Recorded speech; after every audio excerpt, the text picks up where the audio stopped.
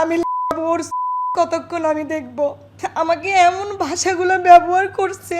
আমি কোনো sexual harassment করি নাই মানে করি নাই। যদি করে থাকি এরকম কেউ প্রমাণ করতে পারে, সিসিটিভি ফুটেজে প্রমাণ হয় আমি গায়ে হাত দিছি বা মারতে গেছি, তাহলে আমি মিডিয়ায় ছেড়ে দেব।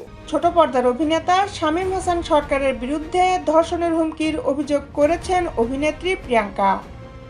মঙ্গলবার বিকালে একটি বেসরকারি টেলিভিশন চ্যানেলে হাজির হয়ে তিনি এই অভিযোগ করেন। আমি 40 মিনিট এদেরকে 2-3 ঘন্টা করতে পারে না। এই শামীম হাসান সরকার যিনি, উনি আমার সাথে একটা সিন চলাকালীন উনি আমার সাথে খুব বাজে ব্যবহার করছে। বিস্তারিত নিয়ে আপনাদের সাথে আছি আমি শামীমা সুলতানা।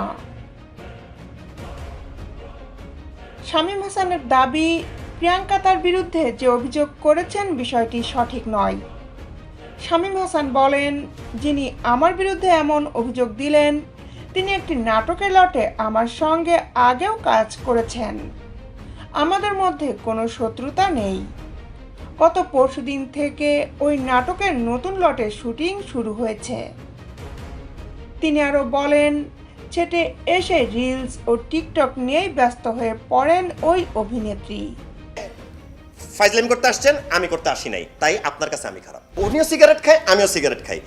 আমার সিগারেটকে তার গাঁজা মনে হইলো, তার সিগারেটকে সিগারেট। শুধু ধর্ষণের হুমকিই নয়, শামীম হাসানের বিরুদ্ধে মাদক সেবনের অভিযোগও তুলেছেন প্রিয়াঙ্কা।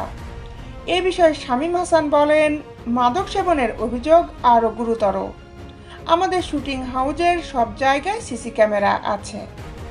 আপনারা চাইলে আমি সেগুলো আপনাদের দিতে পারি। এতটুকুই জানি যে আমাকে এমন ভাষাগুলো ব্যবহার করছে, আমি সেখানে সোজা হয়ে দাঁড়াই ছিলাম। এছাড়া অভিনেত্রীর গায়ে হাত তোলার বিষয়ে তিনি বলেন, আমার অভিনয় জীবনের 10 বছর চলছে। এ জীবনে আমি কারো উপরই হাত তুলিনি। শামীম হাসান বলেন, তিনি যদি কারো দ্বারা হ্যারাসমেন্টের শিকারী হয়ে থাকেন তাহলে এই ঘটনা ঘটবে আমাদের আনোয়ার ভাইয়ের সঙ্গে, কারণ তিনি তার সঙ্গেই টিকটক করছিলেন। আমার সঙ্গে তো এমন ঘটনা ঘটার কথা নয়। একটা মানুষও আমার পক্ষে বলে নাই। আমি কিচ্ছু চাই না, আমি ওরে আমার এই জুতাটা খুলে আমার মারতে ইচ্ছে করতেছে ওরে। পরবর্তী পদক্ষেপ নিয়ে তিনি বলেন, একটা মিথ্যা অভিযোগ যেহেতু উঠেছে আমাকে তো ব্যবস্থা নিতেই হবে। একটা মিথ্যা বিষয় আমি কখনো ছেড়ে দেব না। আগে আমার পরিবার, শিল্পী ও সংগঠনের সঙ্গে কথা বলবো। যদি তারা আইনি ব্যবস্থা নিতে বলেন তাহলে সেটাই হবে।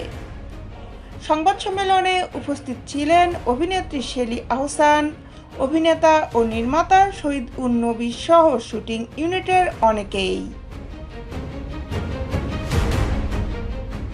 দেশ বিদেশের আপডেট নিউজ পেতে আমাদের সাথেই থাকুন।